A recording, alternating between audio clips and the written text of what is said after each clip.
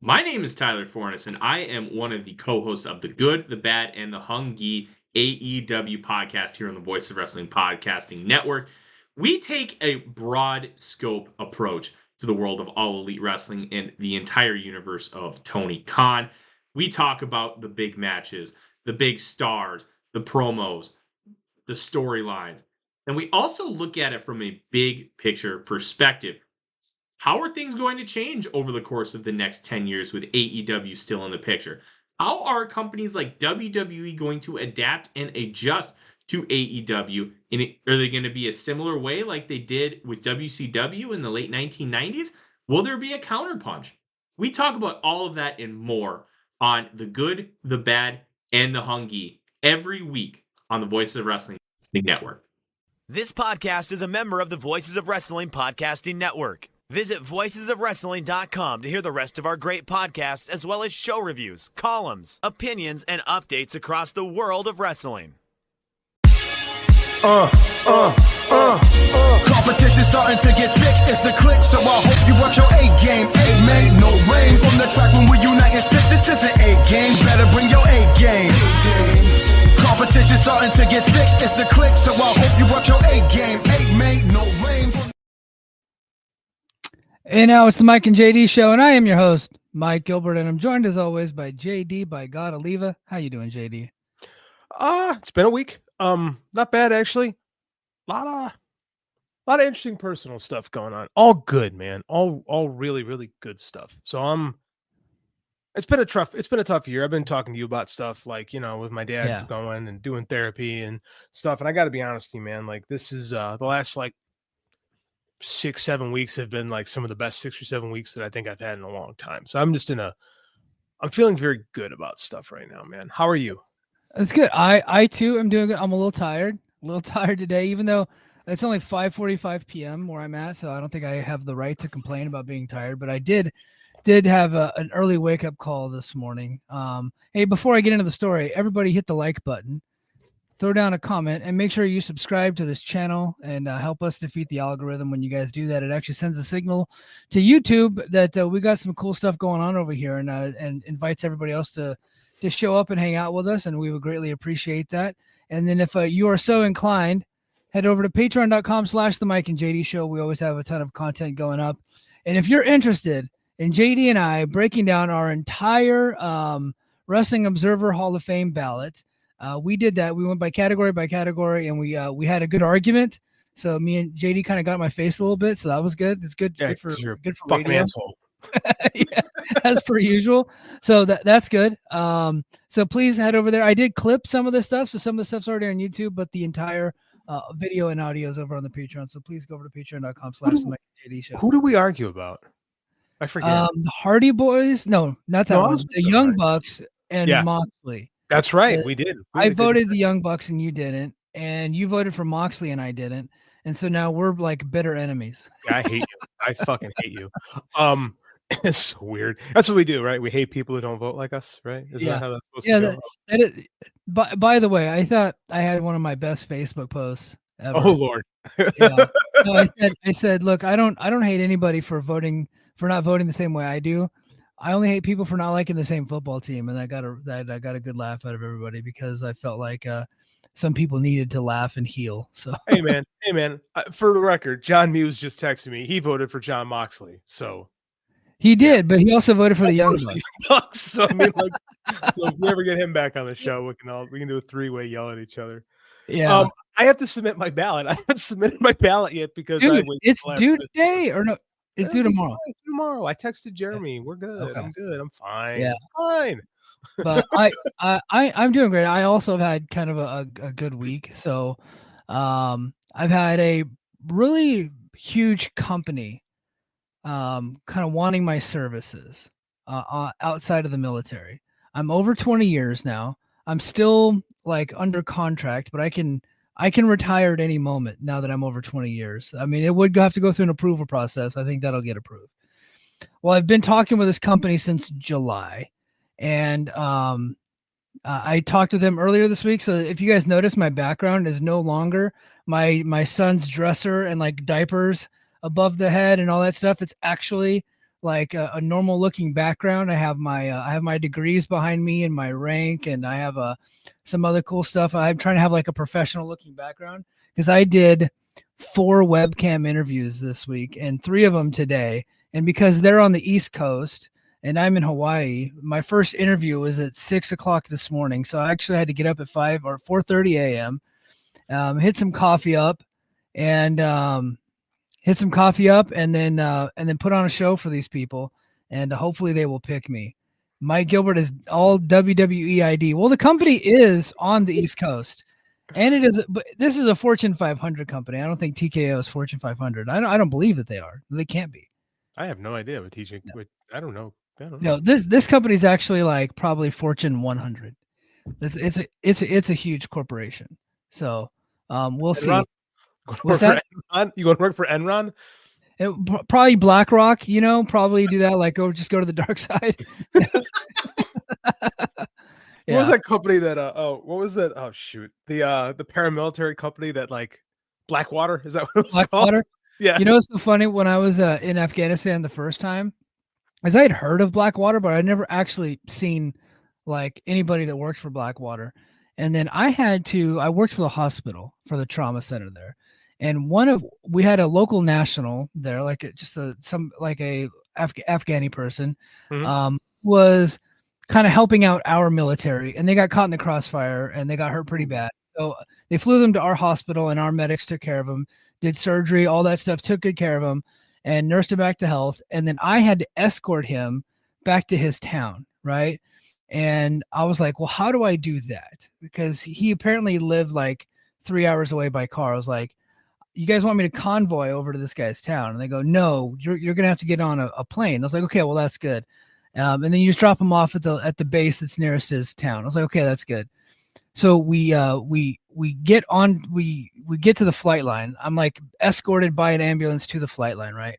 We get to it. It's a little twin engine plane, and it has like a dude there standing at the plane with a full beard, like a more masculine beard than I have right now. He's got jacked to the gills, sunglasses, got a tan hat, and he's got an M4 rifle strapped to his chest. He's got an M9 on his side. And he goes, are you Gilbert? And I go, yep. And he said the guy's name. I was like, yep, that's us. And then we get on the plane, and then I get on the plane, and it's like, it had to all be CIA guys. And then a guy comes on, and he is the flight attendant, and there was a pilot, and they all look like suspicious as hell. And the pilot and the flight attendant they're both like these older dudes, and they were Blackwater contracted employees. One was a pilot, one's a flight attendant, and then the rest on the plane is like they had to be like either special forces or CIA dudes. And I'm just like this idiot senior airman. I don't even know if my M16 rifle works or not. And I'm on there with these guys, and I'm like, I hope if this goes down, these guys will protect me, because I don't know what the hell I'm doing. I love Mike Gilbert stories, man. They're the best. Awesome. I make a Blackwater joke, and he's like, "Oh, I got a guy." I've actually flown on a Blackwater plane in Afghanistan to a forward operating base called Salerno. It's a cool story, man. Yeah, it's so funny. The way we had to get back is, so Salerno is a blackout base, and what that means is like at nighttime, because you're kind of at you're at a disadvantage because of the hills that are around it. You can't have any lights going on at nighttime, so all the lights are out. You can't see anything at night. You have to wear a little red light on your helmet, and when you go outside of your tent, you have to have a little red light on your helmet, so that way you can actually see in front of you.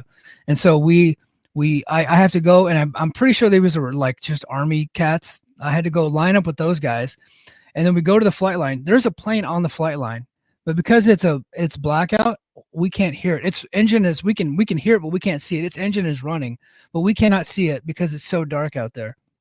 And so, this was like a huge kind of a cargo plane. On the back of the plane was 2 Humvees. And so we had to like run as soon as they let the back of the plane go down and we could actually see a light. We all had to in formation run to the light and hope that nobody sniped us on the way there. So it was pretty wild, man. But yeah, so anyway, that was my Blackwater story. I can't follow that up. Fuck. Okay, you win. Yeah, but I don't know that I'm retiring, but if I do get this gig and everybody approves of retirement, I very well could be a civilian sooner rather than later. And I'll be living on the East Coast, which would actually make our podcast probably a lot better because we'll be in a similar time zone for the first time since we started. Ever. Like Yeah. we actually, we probably should have told people we were going an hour earlier than normal, which I appreciate, by the way. Yeah, I think we should go now that our time zones are like, because Hawaii is not a Nazi state. We don't do daylight savings time. So what everybody else changes, we don't. So JD and I went from 5 hours apart to where we're 4 hours apart. So it's still the same time for me, but it's actually an hour earlier for JD. Can you, okay, so yeah, you're not a Nazi state. What I want to know is what the hell kind of state Indiana is. Indiana bobs and weaves from the Eastern and Central time zone. When I mean bobs and weaves, I mean like part of the far western corner of Indiana is Eastern time zone. And then you keep going east and it turns into the Central time zone. Wait, and then it goes back to the Eastern time zone. I'm dead serious, man. is that just how like those, what do they call those lines that are drawn up on the globe? I don't like the longitudinal lines. I guess maybe that's what idea. it is. I have no idea. I'm not Magellan. I have no idea. Well, Indiana's the armpit of America. So the fact that it doesn't work out, it makes perfect sense because Indiana is a hellhole and it should be stricken from the face. Yeah. Of the planet. Yeah. All right. Before we get into our topics, let's go ahead and get to the chat. Our boy Dre says live the or live the fuck, or is he saying live the fuck up or live the I don't know what he's saying. I don't know. He said he got TNA in the background and y'all up on the phone, food on the way. Let's get it. All right. Someone's living good. Guys in Chicago. Yeah. All right. Yeah. Io says y'all are live early. Yeah. We didn't tell anybody. But I'm glad you guys joined us. Hopefully this is a more advantageous time and we'll try to get it maybe nailed down a little bit better. Maybe we'll try to go maybe at the top of the hour. So maybe like, no. Okay. Top of the hour stuff about here. Okay. We'll try. We'll workshop this. Top of the hour to the right. So 30 minutes early as opposed to an hour early. That could work. Okay. We'll figure it out. We'll workshop it. This is King North says, JD, friend, I hope your week has been great. It's been all right. It's not been. There's been ups and downs. Life is ups. Life is downs. Yeah. King says JD didn't vote for the Bucks. Ban that guy. Yeah. We had a whole discussion about it. The video's up on YouTube. JD highly recommend it. Yeah, I highly recommend it. But guys, I'll be honest, not a ton of news to talk about. And so I was just kind of scouring the internet looking for the latest news. And the top story of the day is ratings talk. I was like, God damn it. I don't want to do it. It doesn't fucking matter. Like, we're not going to talk about especially. I know. No, it's stupid. But I do think it is a little bit relevant, and maybe we can add some context to the show. So let me get into it. AEW versus NXT. The Wednesday Night War returns for the first time in a while. NXT actually moved their night from Tuesday night to Wednesday night because they did not want to go head to head with the election coverage. They went smart. They went head to head like a month ago, I think. AEW moved to Tuesday because of baseball, so they ended up going on Tuesday. Now that didn't work out for AEW. Well, this one didn't work out for AEW either. NXT coming on their night, so NXT averaged 619,000 viewers, a 5% increase from the prior week. They emanated from the 2300 arena in Philadelphia, and they brought back RVD, Dudley Boyz, Rhino, and others. Actually, Dawn Marie was there, and Francine was in the crowd. So it was like an ECW nostalgia show. So they went all out with washed up, over 50-year-olds. And it worked out for them, believe it or not. I didn't think it was actually going to work out for them. I thought that NXT moving to Wednesday, not in their time slot, their usual time slot, would actually not do great for them, but actually succeeded there. AEW Dynamite experienced a dip, averaging only 523,000 viewers, a 17% decrease and a low point since June. And NXT scored a 0.17 in the demo, while Dynamite dropped to a 0.16. So actually pretty close in the demo. Not fair. That's actually not fair, Mike. I mean, you're talking broadcast cable. Like those are incomparable numbers because I believe NXT is now available in 6 or 7 million more households across the country than Dynamite is. I mean, like we can't, like, it's so easy for us to do this, and I think we're above the Alfred Canoas of the world Yeah. Right? I know our And buddy that's why I wanted Reagan's- to bring context to it. I Yeah. wanted to have the discussion on the show. I mean, it just doesn't. I mean, granted, it definitely just took a chunk out of Dynamite. Definitely took a chunk out of Dynamite. WWE is a hotter product. I think I mentioned that I've stopped listening to Wrestling Observer Live, and because I just cannot listen to Brian Alvarez review NXT 4 times a week. Like I can't do it. I listened to Wrestling Observer Radio, but I stopped with Wrestling Observer Live a long time ago. Yeah, unless he has like a guest on that I'm interested in. Like listening to Brian talk about NXT incessantly just makes me hate wrestling. Like, because he can't just review it; he has to review it multiple times a week across multiple platforms. It's just like I can't do this anymore. I don't understand how a grown man enjoys watching NXT personally. But I think that it's not fair to compare the shows when the demographics are so different as compared to like reach. You know, it's like we talk about TNA all the time. Like people say, "Oh, TNA, those numbers suck," and it's like, yeah, but where's access available? Like, nobody has the channel, right? I mean, like, so you can't compare anything. So then these are like it definitely took a chunk out of it. Not a huge chunk compared to what they've been doing, but it's a sizable chunk. It's just I don't know. Well, I think that's the discussion. I think that NXT, I didn't think that NXT would be able to take a sizable chunk out of their audience because I just feel like they're two completely different audiences. At least that was my assumption. Wrestling fans like wrestling. Like there's people that there are people that watch AEW that also watch WWE, but they're going to choose WWE first. This is why that's funny. Go ahead. No, I think that was kind of the ultimate point of this. It hasn't always been that way. It is that way right now. Mm-hmm. You throw a WWE logo on the front of the TV show. It doesn't really matter what it is. If they're going head to head with AEW, I think the people that watch both are gonna choose WWE. And I'm like, that makes no sense to me, but that just appears to be the case. Hotter product. Yeah, hotter product. You know, I was listening to the Between the Sheets Patreon today, and Bix and Zellner were talking about it's Vince Russo jumping to WCW is the topic, and they had a really interesting discussion about, and then reminded me of some topics that we've talked about over the years about how to be a challenger brand and how to exist outside. You know, when you have a really popular A product, how does a B product exist? Right? Like, how do you? And at the time, the fans were saying they wanted a WWE or WCW to be more like WWF, and Russo tried, and it didn't work. It was a complete and total failure. So we've talked about this before. When WWF is really successful, the idea of chasing them and trying to be like their show doesn't invite new people to come over. Yeah, it doesn't work. None of this has been proven. Like all it does is isolate your fans. And Zellner was kind of like, well, you had to get more fans involved. And it's like, did you? Like, because all you did was wind up pushing away all your fans that really cared. Yeah. Right? It's the new Coke argument. Yeah. You know what AEW did really effectively? They made a lot of new fans in the beginning, right? They took a lot of the disaffected fans that were kind of sick of the machine. And then they brought over the ROH and the New Japan fans. But then there was just like this whole other subset of fans that just that live on the internet, and they brought those fans over too.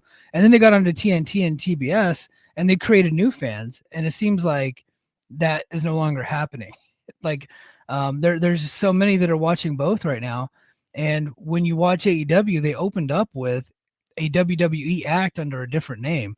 Now, I'll be honest, I think the Hurt Syndicate's kind of cool. I kind of did. Like, I was not like one of those guys that thought that they should bring them over because I was like, it's just another mid-card WWE act. Although at one point, Bobby Lashley was a main eventer. He just hasn't been in a while. But the perception is that you got these guys, 3 of them that are pushing 50 that were on WWE TV for a long time, and you're the challenger brand. But when you're a WWE fan, you watch them, it's like, oh, they're just doing WWE stuff. But it's on TBS now, but I have the WWE at home already. I'll just watch that. And so they're like, I'll go ahead and check it out. That's exactly what it is. Like when you have WWE, you have to go out of your way to be dramatically different. And we've talked about that ad nauseum on this show. And every time it seems like Tony does, he pulls back. Right. I like the Death Riders thing. I think that's pretty good. It's very NWO inspired. I want them to keep trying to be something different and not like I need guys like Will Washington to tell everybody else who comes from WWE to shut the fuck up and stop trying to do stuff Vince did. right? Well, let's see a different presentation of professional wrestling in 2024. Let's not just try to be exactly what Raw was in 1998, right? Let's do something different. And the more you try to be like them, the less interesting you are. And when they weren't trying to be like WWE is when people cared, right? And then, we had to do kangaroo kicks and stuff like that. And I don't want to litigate stuff from a year ago, but like that's what hurt the company. It appears Adam Cole has not recovered from that because he's struggling a little bit back from injury to connect with the audience. It seems a guy who never struggled to connect with the audience in his career. Say what you want about Adam Cole, but he never had a hard time connecting with the audience. But Max had to play out his Stone Cold Steve Austin masturbatory fantasy. And people want to blame Tony all he wants, but that was Max's dream. This was Max Freeman's dream of what a babyface could be like. And they've trying to retcon it, and they're doing as good a work as they can trying to retcon it. The problem was a year ago, the program was total shit, and now it's not. But I mean, now I'm ambivalent toward it, so it's harder to watch because you just made me not care, right? Yeah, well, it's like you're watching a movie. It's like you're watching a movie, and all of a sudden, the bad guy becomes a good guy, and the good guy becomes a bad guy. Nobody really understands why, but you didn't really like the feud in the first place. And so now they're just trying to do it reimagine. It's like, really, they should have just moved on completely and never even acknowledged that it happened because it just doesn't make sense. They should have paired Max up with somebody else. But I think he's just trying to, like, a lot of people don't like to fail. And so they like to prove a lot of people wrong. And so it's like, hey, this didn't work. Well, I'm going to make it work. I'm going to prove everybody wrong. And they're just trying to, and it might look, they're probably going to have a really good match. They're very good wrestlers. Yeah, I'm sure the match will be fine. I think Tony sometimes spends too much. Stop me if you've heard this before. I think Tony spends too much time on Twitter, and I think he spends too much time listening to his critics and not enough time just trying to do something different. I think that he's gotten in his own way too much the last couple of years. And I think he has I don't think there's anybody in that company that can really shake things up creatively to the point where just doing something different. I just, I don't know, man. I don't hate it, but I really, like I said, week after week, I just feel myself becoming more and more blasé about what I see there. And I'm never going to watch WWE. So yeah. Well, AEW is still pretty good. Like Dynamite is still a really good show. I've really, but I got to be honest, I did not get a chance to watch the show last night because I'll try to watch like Wednesday night after the wife and kid go to bed. But last night I was the one that put the kid down, and like she didn't fall asleep till 9, and I fell asleep at 9, and then I had to be up at 4:30. So I woke up at 4:30. So typically I would watch it in the morning before everybody wakes up. But I had those job interviews, so I still have not been able to watch it. But from what everybody is saying, it's still very good. I have wrestling practice last night, so usually I'll watch the replay on TNT, the TNT app. And I was up late on Tuesday night watching cable news, so I just didn't have it last night. Yeah, so I did see a funny joke, like after the results came out and they got a thorough drumming by NXT. Someone said they really need to just do some introspection and take a deep dive and figure out what they're doing wrong. And then somebody commented, "It's like, oh my God, AEW's become the Democratic Party." My God, you just summed up my life in a single sentence. Yeah, 100%. Yeah, it's like they're out of touch with their base. Yeah, I would say that's the case. Yeah, clearly. And we're not going to do political talk here. Well, there might be a topic that we have to get into. Hey, we can make fun of our own side if we can't do that. What good left is there?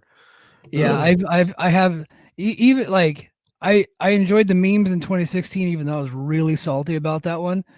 This year's memes are still pretty good, but I'm not as salty because I kind of like almost saw it coming. I was trying to will it, but I kind of like we've been talking about this for months. Like we were like. We've both been like, dude, there's no way. Like, I think we gave ourselves the hopium a little bit, but it was at the same time we're both like, a couple hours into that, I was like,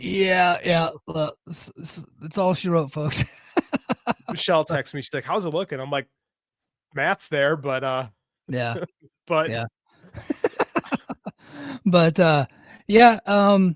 let's see. Oh, here's an interesting story. I wish I had my tinfoil hat, but I believe we got King of the North in the chat. King, I want you to sound off on this deal, because I think he has his tinfoil hat on too.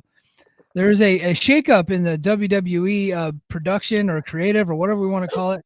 In an unexpected development, WWE stalwarts Bruce Prichard and Michael P.S. Hayes have temporarily stepped away from their creative roles. According to the Wrestling Observer newsletter, Prichard, who currently serves as WWE's executive director, has been with the company off and on since 1987, is known for his backstage influence, blah, blah, blah. His absence is due to a family emergency. Michael Hayes, on the other hand, another WWE legend, former Fabulous Freebird, and a manager of the Hardy Boys. Wow. Yeah, that's a deep cut. Not a lot of people remember that. Yeah. Yeah. There's a reason. It was so funny. If you go back and look at the old videos of Michael Hayes with the Hardy Boys, he looks like he's 70. He's like 36 there. I know. He's younger than both of us. And he looks terrible. Being a Freebird is hard on the body. It is. Yeah. Like whiskey and cocaine will do that to you. Yeah. Oof. But he stepped down temporarily for personal reasons. And so, they got this whole big lawsuit going on with the Ring Boy scandal. Now, Michael Hayes didn't come until way afterwards, but Bruce Prichard was there in 1987. And certainly know he's met Mill Phillips. Not only that, they got the whole scandal going on with Janelle Grant happening, multiple lawsuits, multiple allegations, and all of a sudden the WWE's two of their top lieutenants are taking a sabbatical. Should we read into this any more than it is, or is it exactly as they say it is? Mike, I mean, I can't say for sure, but I'm pretty sure that, yeah, I mean, like, you can't say for sure. I mean, I don't know what else to say about it. I mean, like, it's pretty obvious that TKO is probably kind of calling a lot of the Vince guys. Yeah. Which is a good thing. They should. It is a good thing. Like it should be, not to this extent, guys. I'm going to make a joke and a reference to a movie. I don't exactly want this to happen, but it should be like that scene in Goodfellas where Robert De Niro, what's Robert De Niro's, he's the Irishman. What's his, no, he's not Irish. He's Italian. What's his name in that movie though? I don't remember. Jimmy I can't remember his name. It's Jimmy. It's Henry Hill and Jimmy something. I can't remember, but they did the Lufthansa heist, and all the people that were part of it wanted their money, and one by one, like Frankie Carbone ends up in a freezer, and like this other dude and his wife are like just dead in their car in a back alley somewhere. Like they're just kind of like slowly but surely, one by one, they're starting to get rid of people. It's like to use another mafioso movie, it's like that scene in The Godfather. It was my favorite, one of my favorites in movie history, where Michael Corleone is taking over the family, and they intersperse the scene with Michael's son, Michael Jr., getting his communion or getting his baptism, and they cut it with him enacting vengeance on all his father's enemies. One of like the greatest cross-cutting montages in history. Same concept. Yeah, same concept. I love that scene in Goodfellas. Oh, by the way, speaking of mafia movies. I'm watching a documentary on Max about The Sopranos, specifically about their writer-director, David Chase. It's actually really good. Yeah, it's really good. I just finished the episode where, spoiler, James Gandolfini dies. But, Io, look at you coming through in the clutch. He played Jimmy Conway. That is true. He played Jimmy Conway. Irish Mafia. Yes. Irish mafioso. There in New York, tied to the Goodfellas. I guess the book was called The Wise Guys, but the movie was Goodfellas, directed by one Martin Scorsese. But the Max documentary on The Sopranos is actually really good. What's it called? I don't remember, but I'm like actively watching it right now. But off the top of my head, like. It's like I can't remember off the top of my head what it is. I'm sure Io will correct us. That's his. Yeah, that's his deal. So I can't remember Henry Hill, right? That's the name of the Henry Hill. So the real life Henry Hill does an interview with the husband and wife team, and it's Nicholas Pileggi, the guy who writes Goodfellas, and his wife, whose name escapes me right now, and they both took their notes and they splintered off and made different things. Nicholas Pileggi wrote Goodfellas. And she wrote My Blue Heaven. Really? Steve Martin. Yeah. So oh my God. It's funny. If you watch My Blue Heaven, knowing that, it totally plays like a sequel to Goodfellas. Like Henry Hill goes into witness protection. And it's Nora Ephron. That's who it is. I think. Now I'm having second guesses. But I mean, like, yeah, it's their husband and wife writing team. They had the same interview, took the same notes, and they wrote completely different stories out of it with the same information. It's pretty cool. Yeah, that I did. I have to go rewatch that movie. I've seen Not Goodfellas probably. Seen Goodfellas probably 1,000 times since I'm One like of 12. One of the greatest movies ever made. Yeah. Yeah. But Henry Hill used to do the Howard Stern show all the time. And he actually would show up in New York City and do Howard like in person. And Howard's like, "Aren't you afraid? Like, you're still in Witsack?" He's like, "Not anymore." It's like you're gonna get killed. And he would actually have like mob guys call in on the show saying they're gonna kill him. Pretty good. Like Howard ruled in the 90s, man. Like Sure that did. show was just endlessly entertaining. Henry Hill, man, he was a hell of a story, but what a character. We'll leave it at that. Yeah. What a character. Oh, but back to the story at hand. Oh, yeah. So yeah, King here, he says the timing is just too on the nose. And I mean, could it be exactly what they say it is? There's a chance, right? So you're telling me there's a chance. Yes. Telling you there's a chance. But tinfoil hat Mike, that has been watching pro wrestling for over 35 years, that has been like waist deep on the inside of like insider publications since 1997, would say that there's got to be something more to the story. I think it's a very real possibility neither of those guys come back, or maybe they get cleared somehow and they come back cleared of either their family emergency or the personal reasons for taking leave, or cleared for other reasons, and then they come back. I don't know, but it just seems a bit fishy that they would be taking a sabbatical at this time. It walks like a duck and it quacks like a duck and it's got big fucking feathers. I think it's pretty safe to point out that it's a duck. Yeah. Or in this case, the gobbledygooker. Oh, that's good. I wish I'd have thought of that. Doot, doot, doot. Doot, doot, doot, doot. That's pretty funny. We have guys in the chat. Why don't you guys fire off some questions? I have a couple more stories that we can get to, but fire off some questions. If you got any, yeah, it's kind of a slow news week. So like, if you got anything you want us to talk about, let's get to it. But Malakai Black addresses AEW rumors. It was a hot topic yesterday all over X and Twitter and all that stuff. He actually, for some reason, he's still on Tumblr. Like, you remember that website Tumblr? The picture Tumblr's website? still a thing? I didn't even know that. He actually responded to someone saying that he was retiring on Tumblr. Weird. But anyway, following AEW Dynamite's match where Malakai Black lost Adam Cole, speculation about his future intensified. Fans interpreted the post-match moment where Cole thanked Black, offered a handshake, and invited a crowd ovation as a possible farewell. It was a bit dramatic for just like a random fucking match, by the way. They did it last week though too with Buddy Matthews, who just resigned. Yeah, it's like what? Yeah, it's weird, but with Malakai Black, when he loses, it turns into the fucking Gone with the Wind.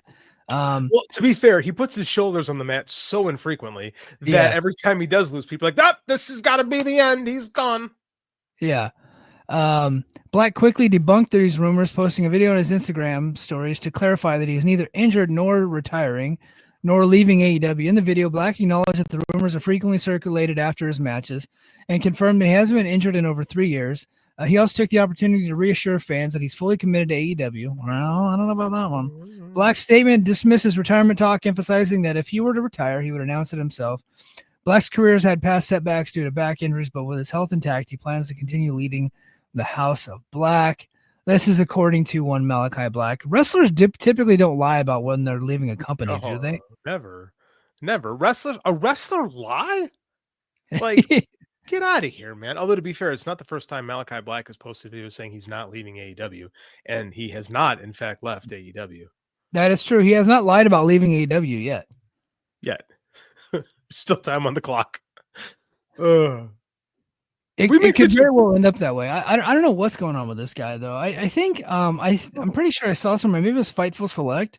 They said that his contract is believed that his contract is coming due either at the end of this year or the beginning of next year, right? I guess. I mean, I saw What Culture posted a thing, but they're not very credible, you know? Yeah. Hey, we got a question in the chat. All right, let's see it. Oh, Jonathan Messenger. Shout out to Jonathan, by the way. Took a Mike and JD show sign to Wrestle Dream. Thank you, sir. All the rest of you guys are jerks. You guys don't do any of that stuff, but Jonathan does. All right. It's a question for JD. What's the status of the hardcover copies of Gaijin? So here's the problem: is it's a package, right? We got a package with the program and with the hardcovers. I can't get the fucking program printed from Amazon. They keep dragging their feet. Every time I get it approved and put an order in, they keep canceling it on me, saying there's problems with the order, and I can't figure out why. I've been on the phone with these guys for weeks, and it keep kicking me to the curb on this. So I've got the damn things. I'm just gonna mail them. I'm just gonna mail them and send guys out the programs later. That was my job this weekend. Is I'm just gonna finally sign all of them and ship them out. I'm so upset because I had this really cool idea for this stupid program that everyone got the PDF one, works just fine, but for some reason whenever they printed my what do you call it, the proof copy just fine, no problems, and then it was like, well, we can't take this. So I said, okay, so I had to remake the whole damn thing from scratch, submitted it, approved, submit my orders, not approved. So I've never had this problem before. So what I'm going to do is I'm going to send out the hardcovers over the weekend, and then I'm just going to ship you guys the program when I get it done. It's going to cost me more money, but I'm mad. So it is what it is. Well, I mean, that sucks that Amazon's doing that, but I'm glad that the people are going to get their stuff. They're excited to get the hardcover books. It's gotten good reviews. I got a buddy of mine who texted me who really enjoyed it. Everyone who's read it really, really likes it. And when we do I'm going to do the official launch, I think in February. So it's going to hit Amazon for real. And then, I think we'll get some good pub out of it. Like I have not heard any. People might be just being nice to me, but I mean, like at the same time, like I think people really enjoyed it and really connect with this book. So I'm really proud of that. I think it's the best one I've written. Yeah, I think Black Phoenix is a great character. I thought you did a great job with it, and I'm excited. I'm excited for this to blossom and possibly become more. Maybe one day. Maybe. We'll see. Yeah, maybe. All right, yeah, guys in the chat, sound off. Until then, thanks, sir. Yep, WWE ID program. We talked about it last week. Well, they actually announced a few names today. They're the first class of the WWE ID program. So I just want to say, if you're a person that has the WWE ID logo, you should have to wear it on your chest like a scarlet letter, like in the indies, and that way we all know who the snitch is. I like that. Sorry, that's 1700s joke. My bad, guys. Nathaniel Hawthorne humor. Yeah. All right. So we got three names. We got Zeta Steel. She's 21. Her wrestling background includes stints with Japan's Marigold and Combat Zone Wrestling, where she was scouted despite a brief absence. She's also worked MLW, H2O, Northeast Promotions, building a brand. She has never been in AEW, Ring of Honor, or TNA. She is actually somebody when I did I needed content for Brace for Impact. So something that always usually plays well is like, who on the indies should TNA sign?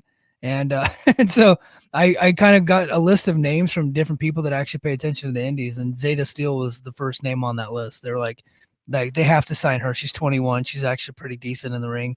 Still has, she has room to grow, but that's the first one. Bryce Donovan, a Creative Pro Academy grad. That's Creative Pro is Pat Buck and I believe Brian Myers, right? Mm-hmm. That's where MJF and Chris Statlander and all them came out of. Mm-hmm. So he's been signed to WWE ID. And my favorite, honestly, my new favorite wrestler in the entire world, he is probably going to be in the Wrestling Observer Hall of Fame, day one, Cappuccino Jones. Cappuccino Jones is based in Oklahoma. He's rapidly become a popular figure in the regional indie circuits, known for his coffee-themed persona. He's already made a brief appearances with AEW and Ring of Honor, scouted from This Is Wrestling. So there you go. I thought Yoshiki Inamura had also been put on that list. He is not on WWE ID. He is just on excursion for NXT. Oh, I was mistaken. I thought he had that WWE ID label on him. No, I don't think so. I think he's just reported to the Performance Center. These WWE ID kids are still working out of their gyms and stuff like that. They're going to go around the indies. They're just going to get a little bit of money, kind of like an NIL deal. So they're gonna teach Inamura how to work, so he's as good as like Lash Legend and stuff like that, right? That's yeah. You know what? What a joke. Yoshiki Inamura is on his fourth excursion. He just recently finished one in the UK, I thought. Yeah, he's been doing stuff at Noah for a long time. I like Inamura quite a bit. Me too. I I thought he should have been their world champion. Look, I I like a lot of the guys that are there, Noah. But the first time I saw this dude, I'm like, this guy is really freaking good. And then he Mhm.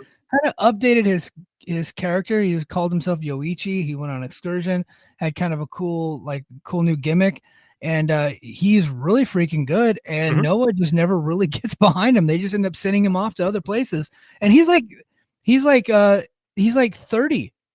But He's not I young. was like, yeah, I was like, yeah, he should be. He should have been their world champion already by now. The only young guy they push in that company is Kiyomiya. Everybody else is 70. Because we gotta have Ironhead Fujita just staring at people for 2 hours in matches. You know, what's funny is I actually went to go check in on Noah yesterday morning. I had some time, and so I pulled up the old Wrestle Universe app, and I was like just kind of scrolling because the day before I had watched the newest New Japan, the Power Struggle show. So I was like, let me check in on Noah. I have not watched Noah in a while. So I went to Wrestle Universe and I found out that Deadlock Pro Wrestling is there. Really? Have you heard of Deadlock Pro Wrestling? Yeah, it's out of North Carolina, right? Yeah, Yeah. it's like it's kind of a super indie out of It North is. Carolina. They Mhm. actually have really good production. Hmm. It was wild. So I was like, let me just throw on this Deadlock Pro show. They're on Wrestling And Universe? it's on Wrestle Universe. I had It's no kind of idea. like yeah. Just you run a search on there for Deadlock Pro, and it has a bunch of their events on there. They got another event coming up on here I think like next week. They have really good talent in that company, like talent that you've probably never heard before. I know we've all heard of Manders, but there's this other guy. I've seen Thomas Shire for years. Mhm. He's been around the Indies for years, but him and Manders formed a cowboy tag team. And I'm like, we need more cowboy tag. Like it's been a long time since we had some badass cowboys, like like Black Bart and all the other guys that were out there. The Smoking Guns. The Smoking Gun.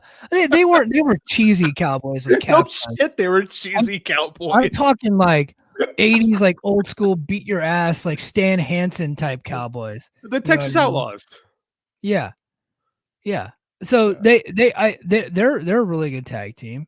They had this other girl in there called Hyann who was on TNA a couple weeks ago. She's really pretty good. I've seen her. I've seen her in AEW quite a bit. She's solid. Yeah, she was really good. And then I watched a match with Speedball Bailey versus this guy Kozone.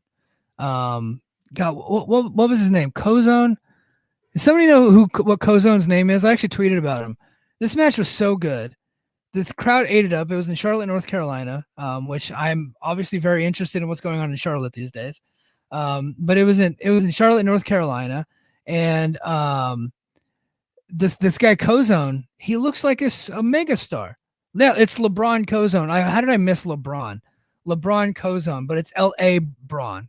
L.A. Braun Kozone. I'm not familiar with this guy. I'm curious to check out his work. He's got some size. He's like the head trainer of the school there. He's got a little bit of size on him. He's like, I mean, you don't have to be very big to be bigger than Speedball, but he's actually bigger than Speedball. And dude, they tore the freaking house down. This match was amazing. So they actually have really good freaking talent in that company. Honestly, if they had like a TV deal, they would do really well. It's a really well booked company. You know what's fun is when Rich reached out to me after one of our shows and told me he agreed with me about Speedball Mike my analysis of Speedball Mike Bailey. I was pretty happy when I heard that. Oh well, I'm going to tell you something that's going to make you really happy, and it's actually going to piss so many people off. Go for it. I like Speedball. I know you do. Also find that his personality is a bore. He is not an interesting person. No. And I also think that he has been booked very well in TNA, commensurate with what he brings to the table. Yeah, 100%. I don't think anybody's ever booked him as well. He's been booked in No. TNA. He's been a featured act for 3 years. They ramp him up and then they cool him down. They ramp him up and they cool him down. And he's been in co-main events. He's been in big marquee matches. He's been in match of the year candidates for 3 years in a row. Well, tonight on Impact, he's getting ready to finish up with the company. So he's on his way out. Tonight on Impact, they took the title off of him. He lost to Moose. And once the internet actually finds out, nobody watches Impact, but once the internet finds out about this, that Moose was the one that defeated Speedball, boy, are they going to be pissed. And it turns out you guys are also going to be not surprised. Like you're going to actually act surprised, but this is not surprising. Moose and Speedball apparently had a fucking hell of a match. I'm waiting for your reaction, JD. That's my reaction to a Speedball Mike Bailey match. Yeah, but I'm saying like Moose having a great match of Speedball. People are gonna say, "Oh, Moose can't have good matches." He can. I don't buy that. I've never bought that. I like I- Moose. I know. As a wrestler, I've never said anything bad about. I like Moose in Ring of Honor. Yeah. Like I think Moose is fine. He's a big power guy. Like I think I'm still never going to forgive him for working us when we interviewed him that one time. Like I'm never going to let that go. Yeah. But like I think as a wrestler, he's fine. He had a better match with Kenny Omega than Rich Swann did. Yeah. Well, did I tell you? I got to tell you offline what happened with Rich Swann. I think I told you already. You Yeah. did. That's why I took a chance to take a shot. There's a reason. Like the reason why Rich Swann's not like in the company right now. He's like on the sidelines. Had something to do with also that match. So like it's been an ongoing issue for Rich, and I hope Rich gets better. But yeah, no, I think Moose has always been really good. The problem with Moose is, he had the DV arrest, and so and I don't think he's really endeared himself to people afterwards. He hasn't really come out and been like apologetic, I would say, and kind of gracious or anything like that. He's just kind of like, I don't care what you think. And he has not endeared himself to people, but I've always thought that Moose can go in the ring, and especially when he's in there with a guy that's a really good worker like Speedball. And apparently both Moose and Speedball are saying it's probably their best match. When you like CM Punk, you have to learn to excuse people's personal behavior when judging their work. Like, yeah, you have to compartmentalize when you're judging. Pro wrestlers are like, I'm sorry, as a guy who studies the history of pro wrestling, you can't like people. They're all rotten people. Like, you have to separate art from artist. And I think maybe I have an easier time doing that than most. Like, I don't feel the need to be buddies with the pro wrestlers. Like, they're just dudes that I watch. So I mean, it's like I don't want them to be murderers, but I mean, at the same time, like, I'm kind of like everybody. To say, hey, that guy's good at his job. I don't know. Yeah. Well, and my thing is that like with Moose specifically, yeah, he kayfabed us, but when we did meet him, he was like really nice. He's a liar, but he's really nice, and I know some people that have met him and have like know him a little bit socially, and they're all saying like he's this like great guy, but he also has this past. And it's like, well, yeah, when he did that, he was in the NFL. Is the guy not supposed to work anymore? You know what I mean? He doesn't appear to be doing that stuff anymore.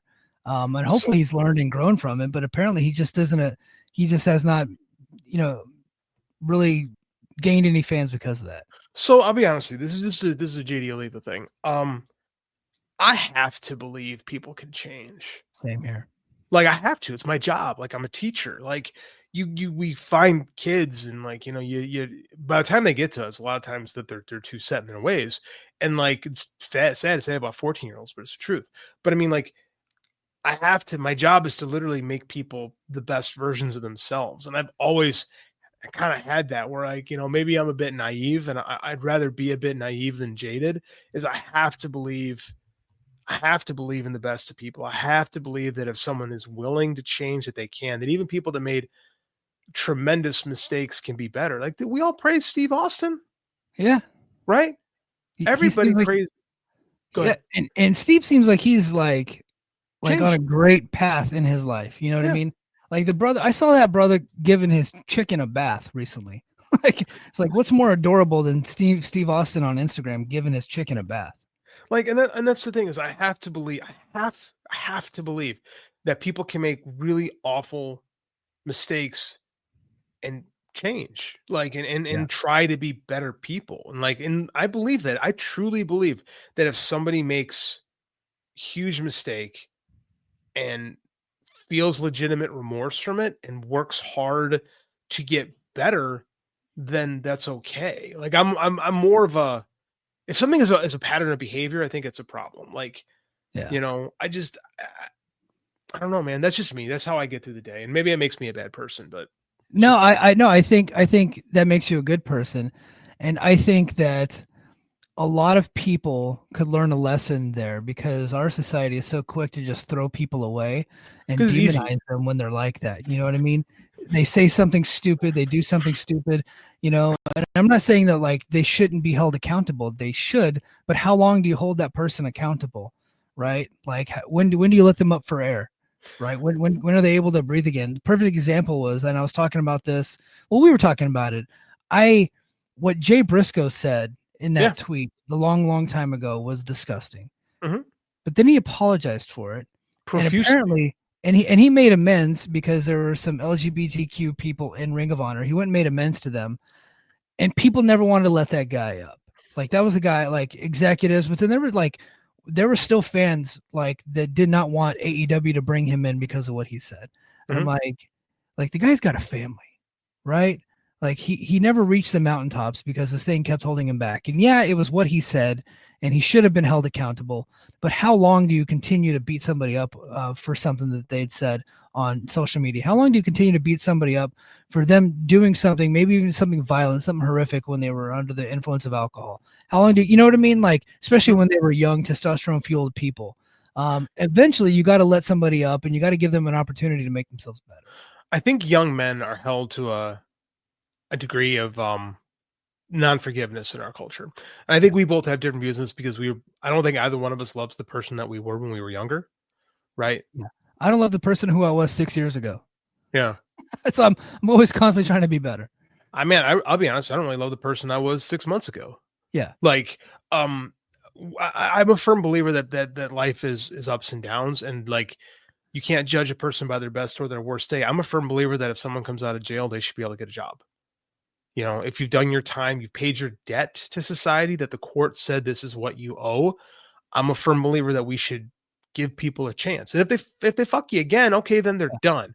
But I mean, like, I don't want, again, I've never done anything really like bad, but I mean, like, I just, growing up with addicts and, you know, alcoholics, and just seeing people who don't take accountability for their actions and people who have taken accountability for their actions, I just judge them differently. And I firmly believe that if someone legitimately tries to get better, we should try to help them get better. I don't know. I just, I have a hard time holding things, especially like that, against people. If it's a repeat behavior, okay, yeah, you're a piece of garbage. But I mean, like, I don't know. If someone seeks amends, and just seeking amends doesn't mean they have to like do it publicly in the court of public opinion. Like Jay Briscoe literally reached out to people that he offended and said, "I'm sorry. How do I get better?"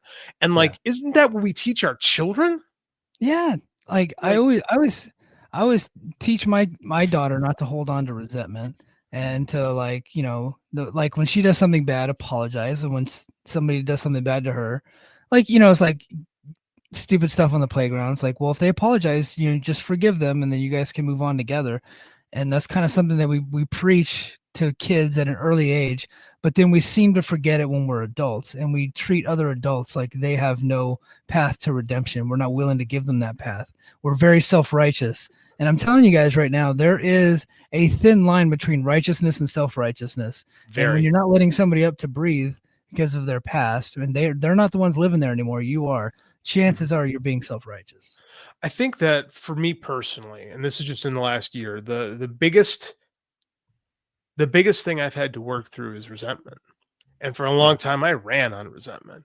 Like, my whole life was, I'm going to prove you wrong. Fuck you. You think I'm wrong? You think I can't do this? I'm going to prove you wrong. And after a while, that just becomes real. And I hate this phrase gets thrown out so much, but I'm going to use it because I think of a better word: toxic mindset. Right. Yeah. And it just, if all you have is resentment, then you're just constantly looking for reasons to hang on to things. And you become unable to let go of things. And it starts to permeate other aspects of your life. And you find you hold resentment toward people who don't deserve that. And you find you hold resentment towards yourself because you don't know how to let those things go. And the hardest thing you can do is let go of your own resentments, not just to the people that you love, but to yourself. The hardest ones to let go are the ones you hold to yourself. So if you can't let go of your own resentment toward you, how are you going to let go of the resentments toward other people? Right. And I think we have to let those things go. I mean, I didn't expect to do a Tony Robbins show. Right? I mean, like, this has become a therapy session. It is. Yeah. You know what I always tell people is, like, you know, holding on to, and this is like, I didn't create this phrase, so it's something that's common in my community. But holding on to resentment is like drinking poison and hoping the other person's going to die. You know what I mean? Exactly. And I think that is the best way to put it. Yeah. JD, we did get a few questions. Let's go.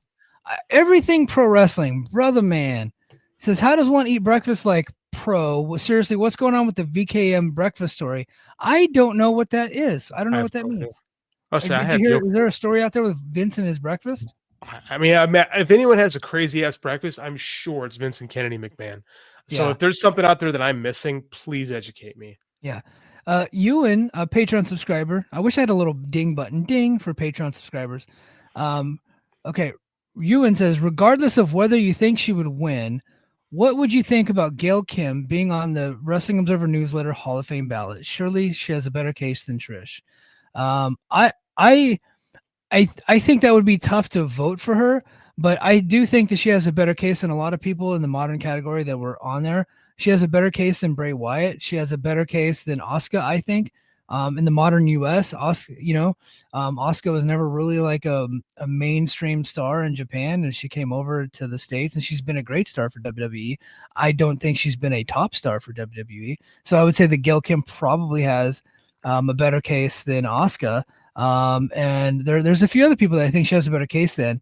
That said, unfortunately, a lot of her biggest success came in TNA, and TNA, like much like the Ring of Honor case, unless you got the match quality, you're probably not going to get in because TNA didn't, outside of a few events, they didn't do great business, and drawing power is part of the criteria.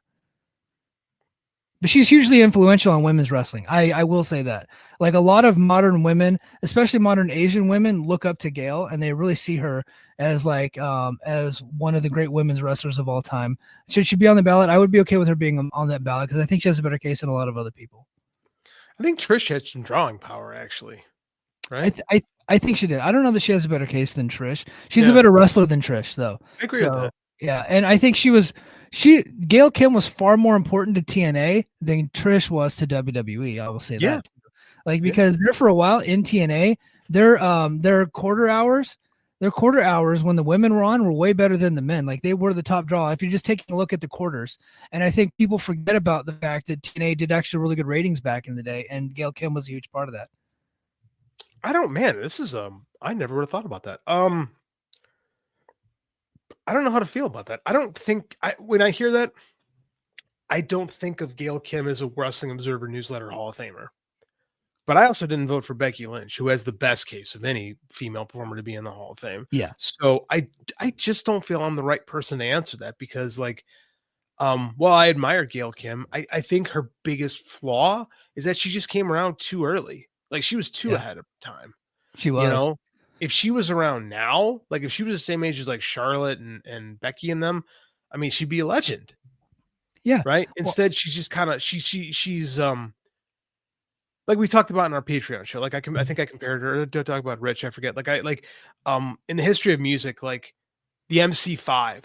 Like really pioneered punk rock and heavy metal, but nobody knows who they are. But you don't get to Black Sabbath specifically, or like Led Zeppelin without the influence of the MC5 and the Yardbirds. You know what I'm saying? Like sometimes you need those influences to take their mark so that the next generation can build upon it. But in their era, they kind of get a little ignored. And I think that's kind of Gail Kim's case. I think so too. I would like to see her added to the ballot. That way we can at least start generating the discussion. And maybe somebody can do a think piece on it and write something just about how important she was. But people, because she was in like the majority of her success came in TNA, people are not going to take that seriously because TNA was so demonized by the publications as just being terrible. And they were so far below WWE, despite the fact, that they were successful for a lot of years, but they just were never really a challenger brand to WWE. WWE was just always so far ahead. They never came close. And nobody really values what they were able to do with business because of their ticket sales, and the pay-per-views were never all that high, but they did really good ratings. And I think ratings drawing power is drawing power. And Gail Kim threw some good ratings for them back in the day. So, and she's hugely influential. I think she's got a case. I don't know if it's a strong case, but I think that she's got a case.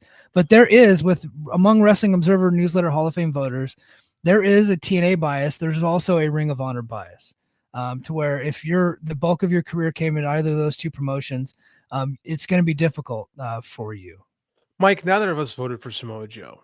No, and Samoa Joe's in the Mike Gilbert Hall of Fame, but you know what I mean? But I value drawing power too. and this is what I'm talking about, is I don't feel like I can have a legitimate conversation about Gail Kim if you and I will not put Samoa Joe in the Hall of Fame.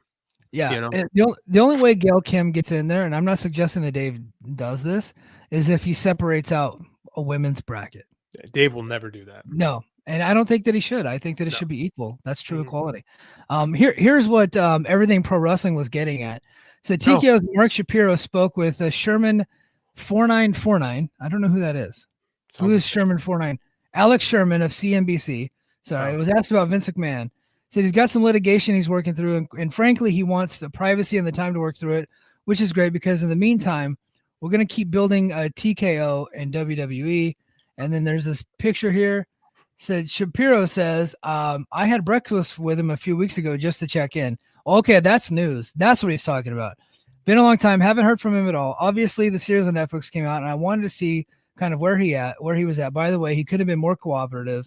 He couldn't have been nicer. I mean, he was a total pro breakfast, if you will. It's a 1-to-1 get together. Okay, so this guy Shapiro's having breakfast with Vince McMahon. They're not like, I think it's a real possibility that Vince McMahon's the case against him just goes away. And do you think they bring this guy back? Nothing. Mike, there's one thing I've learned as being a professional wrestling fan, low these past 30 plus years. Nothing is out of the ordinary. Yeah. Nothing is out of the. But I feel like that if they did try to bring him back, that would be severely detrimental to the company. At least I think so.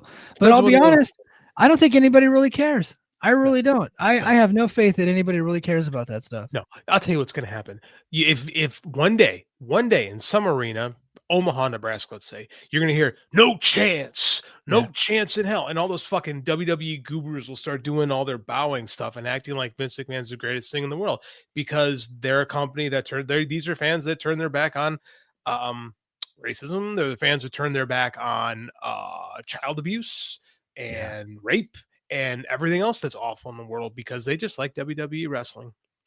Like I had a friend that went out of his way to defend Alfred Konuwa this week. And, I had to kind of like say, hey man, you're wrong on this. This is a bad guy for this reason. I talked to him too.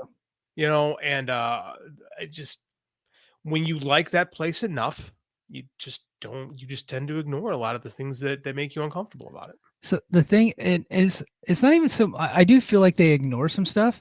I think that they just don't think it's true. Like they have they have got it into their heads. You know what I mean? And I don't want to talk about the election, but there were so many allegations against Donald Trump and he overwhelmingly won the popular vote. Those people don't think that he did any of those things.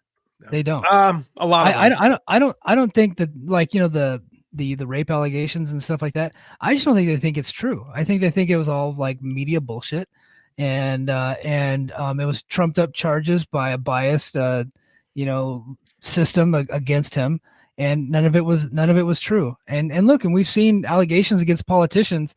All of a sudden, when they win, like those things go away. It happened to Joe Biden in 2020. So that stuff tends to happen. So I just don't think those people think that it's actually true, and that's why they actually support Vince and they support WWE. It's like all these people just want WWE's money.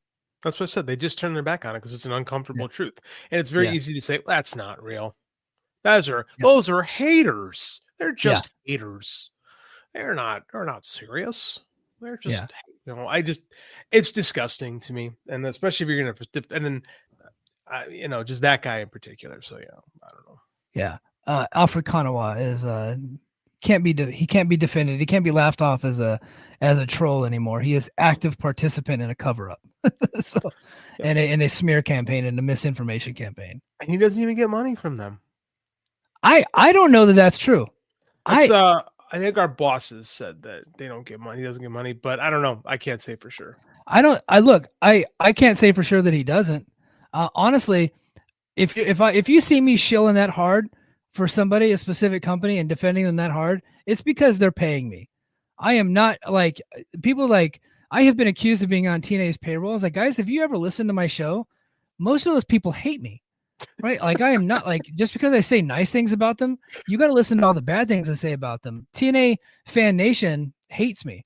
Right. TNA wrestlers hate you in a lot of cases. Yeah. I'm blocked by half of them for saying that I wish Jordan Grace would be a jobber because in a joke that I made on Twitter. right? A lot of those people don't like me. So, but if all of a sudden I'm like saying nothing but nice things about a singular company, it's because I'm on the payroll. It's because I signed my WWE ID contract finally. We can be bought. We don't have Yeah. any scruples. We both have kids to feed, so we can be bought. Yes. Yeah. Let me see. Did we have any other questions? Nope. I think that was it. Well, look, we got through all the news that there was. There wasn't a ton of news, and I told my Blackwater story. Dude, the show's worth it for that alone today. Yeah. Stay tuned. If there's no wrestling stories that are out there, I'll just start telling war stories and Okay. people fall asleep. But yeah, dude, I think that's gonna do it for us this week. Unless anybody's got anything else, man, I think we're good. It's a little bit early for you. You can probably go watch TV or something. It's almost 11 o'clock, man. I'm gonna try this new crazy thing on Thursday nights called Sleep. Sleep, yes. Okay. Well, we'll still try to go a little bit earlier, at least during this portion of the daylight savings time. Yeah, let's do it. Probably until April, and then who knows? Maybe maybe by July, I'll be on the East Coast, in the Southeast there, and working, and I'll be a fan of Deadlock Pro Wrestling out of Charlotte. You're gonna go work for the Crockett's. I would love that. That would be so cool. If I end up moving to Charlotte, which is kind of like that's where it's looking, I'm gonna start going to those Deadlock Pro shows, and then I'm gonna try to take over the book. Just be like, and then what I'm gonna do is I'm gonna just get ideas from Muse, and then I'm just gonna give it to them and tell them that I came up with it. That would be the move, I think. It would not be the first time someone has stolen the John Muse idea and passed it off. And it's very lucrative business practice, I've heard. I've seen it happen on a couple of occasions. Yeah. But all right, guys, that is going to do it for us this week on the Mike and JD Show. Please give us a like, comment, and subscribe, and head over to patreon.com/the Mike and JD Show. We'll try to get an overtime topic coming out here pretty soon. JD and I will spitball some stuff. Maybe we got to think of something classic, like it's 2024. It's coming to an end. Maybe there's something like 30 years ago or 40 years ago or 20 years ago that happened. Who knows? We'll think of something to watch or something to comment on. Maybe there's a big news story. Maybe there's a topic down the pike, or maybe you guys have a suggestion for us. There's like some old school you want us to cover. Let us know. If not, there was some UFOs over Beijing. I'll just talk about that. So we'll more to come. We'll see. But all right, guys, that's gonna do it for us this week. And until next time, mahalo. Competition starting to get thick, it's the click, so I hope you watch your A game. Mate, no rain from the track when we unite and spit. This is an A game, better bring your A game. Competition starting to get thick, it's the click, so I hope you watch your A game. Mate, no rain from... Hey everybody, my name is Jesse Collins, and I want to tell you all about my show, the Gentleman's Wrestling Podcast, here on the Voices of Wrestling Podcast Network. On the Gentleman's Wrestling Podcast, we do a thorough analysis on the biggest issues and trends within the pro wrestling industry. We talk a lot about pro wrestling media, we talk a lot about fan culture and wrestling's place within general pop culture, and we talk about the broader influences that are shaping the way we discuss and analyze the pro wrestling industry. We've had some of the brightest minds in the pro wrestling intelligentsia on the show, including WrestleNomics host Brandon Thurston, both Rich Craich and Joe Lanza from the Flagship Wrestling Podcast, Trevor Dame from the Through the Years podcast, and a whole lot more. This isn't a show for hot takes. It's not a show recapping the latest episode of television. This is a show focusing on the biggest topics in pro wrestling and doing a deep dive on the real stories behind the surface level analysis you might find elsewhere. The Gentleman's Wrestling Podcast is available wherever you get your podcasts, and we'd really appreciate it if you gave us a try. Thanks.